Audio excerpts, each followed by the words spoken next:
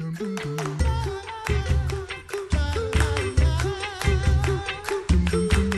back to the Coffee Hour. I'm Sarah Gulseth. And I'm Peter Slayton, not Andy.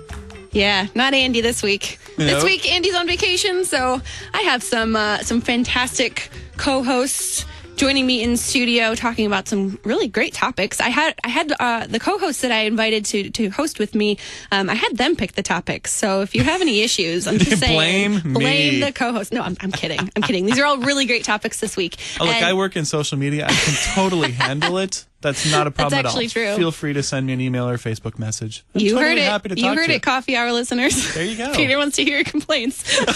Well, and the compliments. That'd be nice, too, if there are any of those. Okay. Or fair. further thoughts to develop what we've discussed.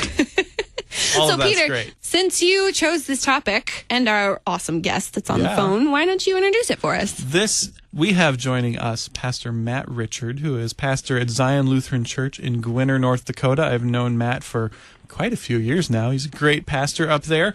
And we're going to talk to Matt about your American evangelical friends, and particularly those of us who have kind of made the transition from evangelicalism into being Lutheran, and what that looks like and how we can communicate better with each other throughout that process. That about sum it up for you there, Pastor Richard? Yeah, it's a great topic. It's a lot of fun to talk about and think about. Yeah, and Matt has done a lot of study on this. He and I have had many conversations about this. I actually have a evangelical background. That's how I grew up, and so this is very close to my own experience and close to my heart, as many evangelicals might say, and even us Lutherans as well.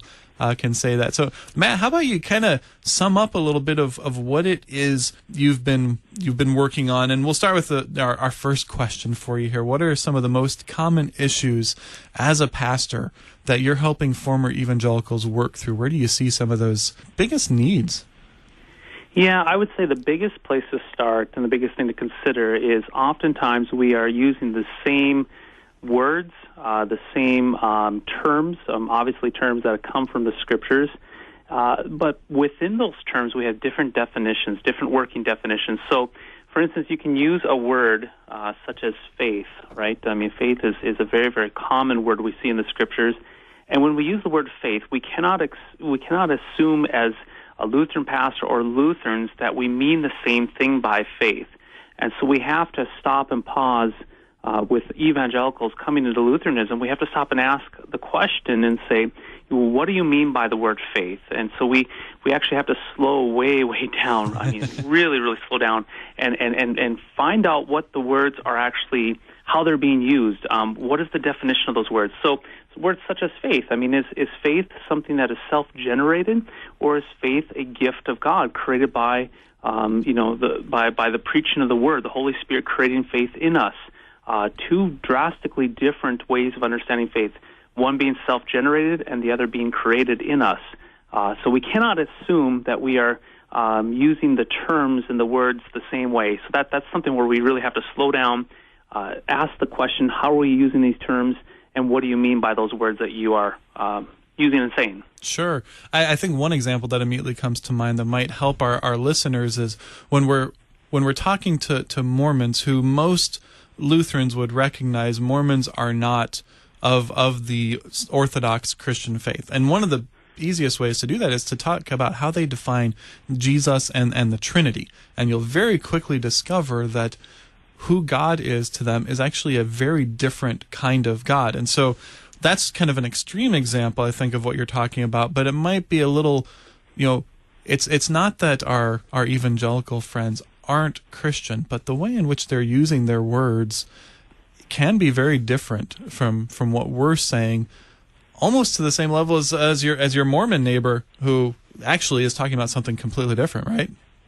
Yeah, and then the other part of it too is also on the emphasis. So when we have the Christian faith, you look at the large spectrum, the from creation to the end of the Bible, Revelation. What is the main focus? What is the primary focus? Where, I guess maybe with what emphasis on what syllable do you put when it comes to the Christian faith? So, what aspect of the Christian faith is most focused upon for the evangelical versus Lutheranism? Well, for us as Lutherans, we focus on justification by grace through faith, whereas not all evangelicals have that as a primary emphasis. Sure. We look at Jesus. I think that's a great point. We look at that justification through Jesus, and even then, your evangelical friend will say, well, yeah, it's all about Jesus, but we talk about Jesus for us and Jesus in justifying us. And they might talk about Jesus differently, right? Yeah, absolutely. I mean, you can be Christ-centered, but then the question is, if it's all about Jesus, I've had many conversations with people saying, it's all about Jesus. And I'm like, absolutely. And when they say it's all about Jesus, it's all about them and their efforts and their endeavors to be, faithful towards Jesus. And so it's all about what they are doing to serve Jesus. But when I say it's all about Jesus, or when we as Lutherans say it's all about Jesus for us as the Christian. And we have to remember that Christ did not come to be served, but to serve and give his life as a ransom for many. And so when we say about Jesus, it's all about Jesus, what do we mean by that? Is it about us focusing on Jesus or Jesus focusing on us? So that's a definitely, we see that there where we're saying the same thing, but meaning different things.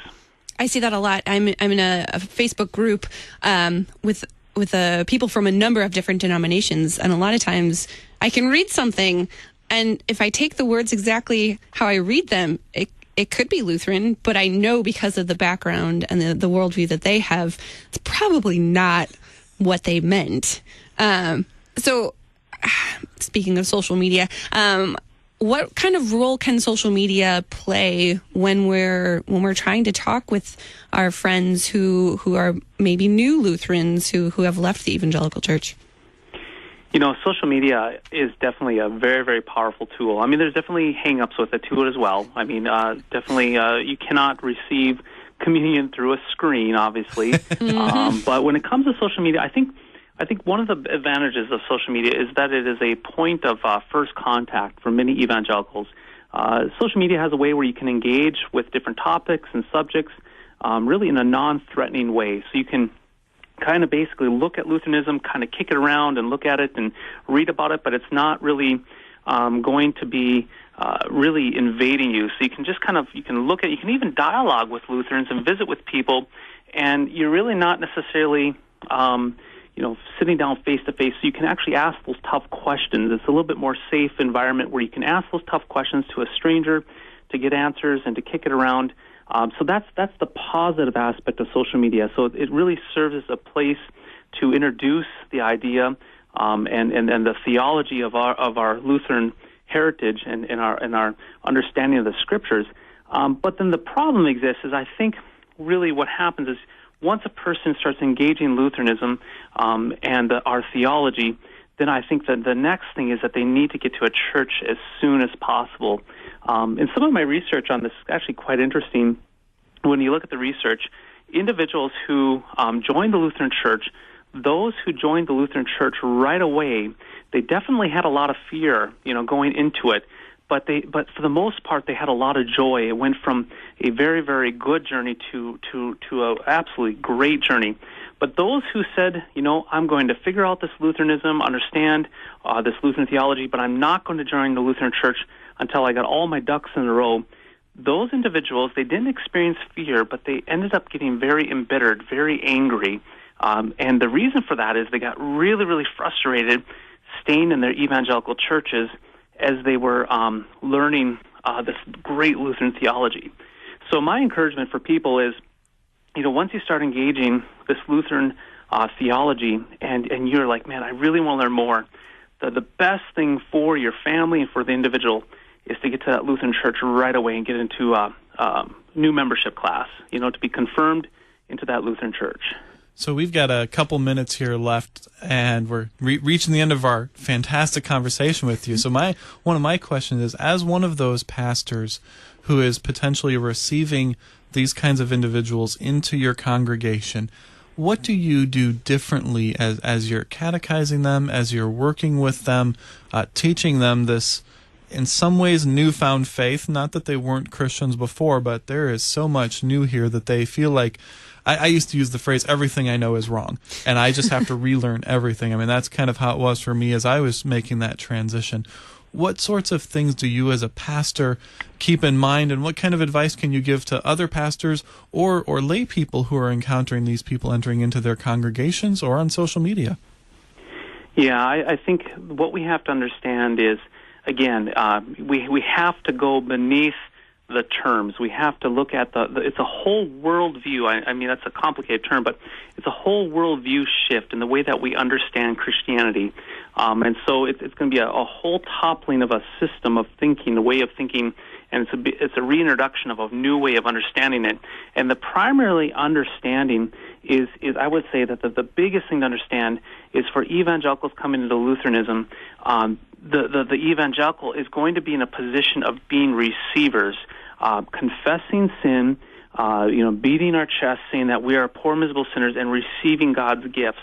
And so instead of climbing the ladder, instead of going up and trying to get higher and higher and higher, the biggest goal for evangelicals is for them to understand that there is no climbing, that the Lord comes to you. So the biggest thing is to get evangelicals' hands to quit climbing up that ladder, but to have those hands turned the other way, to be open to receive the gifts of the Lord. And so that is going to be the biggest shift, the biggest change. And once you can get them to understand that faith is receiving God's gifts, then it seems that all the other aspects just kind of fall into place. So going from climbing to receiving would be the biggest shift that needs to happen in that worldview. That's awesome. Thank you for sharing with us today, Pastor Matt Richard. You're listening to the Coffee Hour. Yeah, Christianity is about receiving, and it's okay to go to church to get stuff. That's wonderful. Jesus. I'm Peter Slayton. I'm Sarah Gulseth. You're listening to the Coffee Hour. We'll have more coming up the rest of this week with some more guest hosts. Stay tuned.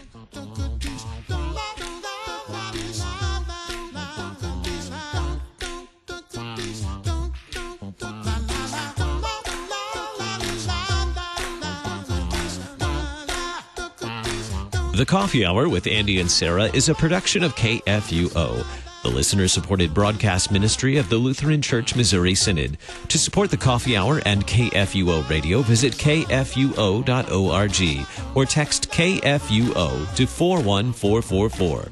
KFUO, Christ for you, anytime, anywhere.